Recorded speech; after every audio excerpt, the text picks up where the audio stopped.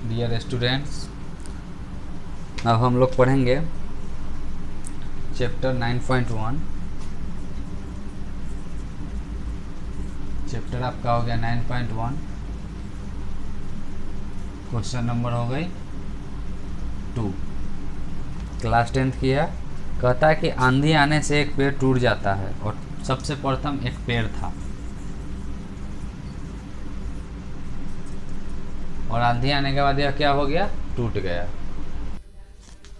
आंधी आने से एक पेड़ था जो टूट गया और टूटा हुआ भाग इस तरह मुड़ जाता है, जैसे कि यह मान लीजिए कि यहाँ तक एक भाग है, ये एक पेड़ है और यहाँ से यह टूट कर क्या हो जाता है, मुड़ जाता है। और मुड़ने के बाद क्या कहता है कि सीधी ज़मीन को छूता है। तो पूछता है आपको, शिखर इसका कहाँ छूता है, ज़मीन को छूने लगता है। इसके साथ यह 30 डिग्री का कोण बनाता है। कितना डिग्री का कोण बनाया, 30 डिग्री का कोण बनाता है।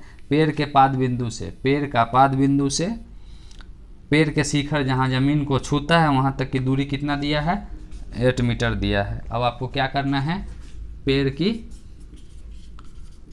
ऊंचाई ज्ञात करनी है। पेड़ की ऊंचाई ज्ञात करनी है। ध्यान देना है कि पेड़ आधा जब टूट गया तो आधा से पहले वाला भाग क्या था, x था, और ऊपर वाला भाग क्या है, ये y। जो झुक गया भाग वो y। हम लिखते हैं त्रिभुज का नाम खुद दे देता हूँ, यहाँ लिख देता हूँ त्रिभुज ABC से। सर्वप्रथम हम लोग ABC से, यह आपका पार्ट क्या होता है, लंब, और यह क्या होता है, आधार। एक होता है लंब और एक क्या होता है, आधार। लंब और आधार किसका मान होता है वो लिखना है, लंब बटा आधार, या कह सकते हैं P/B tan थीटा का। किसका होता है, tan थीटा का। अब लंब का जो मान है x है, आधार का मान है 8 है और tan थीटा का वैल्यू 30 डिग्री है। x/8 बराबर tan 30 का मान 1/√3। 1 क्या होता है, √3। जब तिरछा गुना करते हैं तो ये आपको क्या प्राप्त होता है, 8 इकाई 8, x√3 बराबर 8।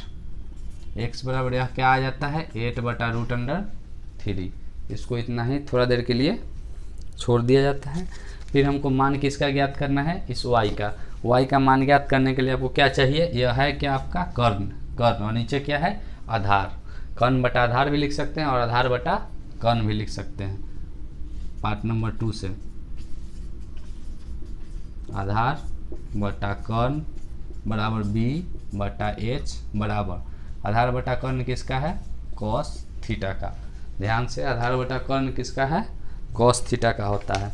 और cos का यहाँ पर मान कितना दिया हुआ है, 30 डिग्री। हम लोग लिख देंगे cos का मान 30 डिग्री, cos 30 डिग्री, और आधार का मान 8 और h है, h की जगह हमने क्या रखा था, y को हमने y रख दिया। अब यहाँ हो जाएगा 8/y बराबर cos 30 का मान √3/2, cos 30 का मान √3/2। यहाँ करेंगे 8 से 2 में गुना 16 √3 आ जाएगा, 8 दूनी 16 √3। इधर क्या बच गया आपका y। सोचने की बात है, y से √3 को गुना किए थे, गुना उस पर जाने पर क्या आ जाता है, भाग में। यह कहाँ चला जाएगा, नीचे √3। अब यहाँ पर बताना है पेड़ की ऊंचाई।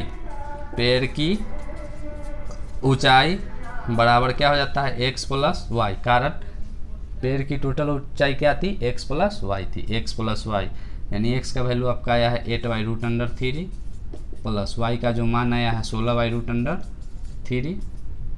जब भिन्न का जोड़ निकालेंगे 8 + 16, 16 8 कितना होता है, 24/√3। यहाँ √3 का क्या हो जाएगा, हर का परिमेयकरण, √3 से गुना और √3 से ही भाग किया जाएगा। अब यहाँ पर लिखते हैं, ये दोनों का हल क्या होता है, 24√3 और 3 3 9, 9 का वर्गमूल 3, 3 के पारा में 24 कितनी बार में 8/√3। यह आपकी क्या हो गई, पेड़ की ऊंचाई बराबर 8√3 मीटर। ये आपका क्या हो गया, आंसर हो गया। आप इसका स्क्रीनशॉट ले लो या नोट कर सकते हैं।